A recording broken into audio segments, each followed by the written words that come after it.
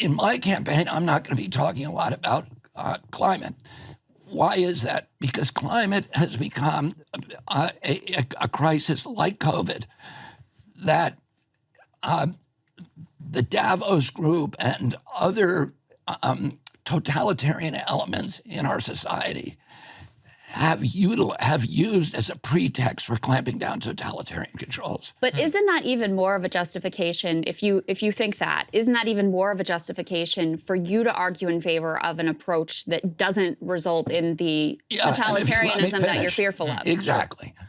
So, and I've always been cautious about leaning on scientific evidence for climate because, and the reason is it's not persuasive to people who don't want to believe it.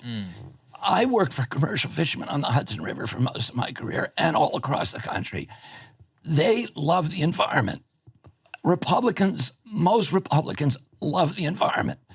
If you tell them you're going to protect this place, this sacred place, your backyard, the water for your children, you're going to protect against toxicity, they're all in. It should not be a divisive issue. The environment should not be a divisive issue. I understand what you're saying. But it's hard to persuade people that lines on a graph that say that sometime in the future you're going to suffer.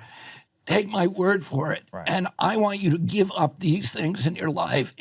All it's going to do is polarize people more. But what the argument I've always made is that all of the things that we need to do, whether you believe in climate change or not, you don't have to. And I'm not going to argue with you if you don't believe in it. But all the things we need to do to avert climate change, we ought to be doing anyway to avert war. The oil wars that have cost us $8 trillion since 2002, the poisoning of every fish in America, the toxicity to our children, the asthma attacks, the ozone particulates, the sterilizing of the lakes on the Appalachian. These are all things that everybody's concerned about. And those are the things that I think we can get a consensus on and we're not going to get a consensus on climate. And climate using the approach that we've been using up until now has stalled.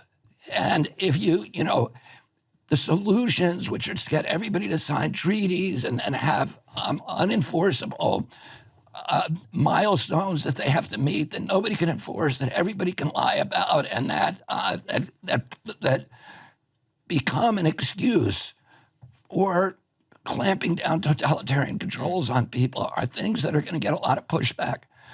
If you talk to people about pollution and let's switch to something that's more efficient, that's going to provide jobs, that's going to give us a new industry and economic growth, that's something that I think, we can unite people on rather than divide them.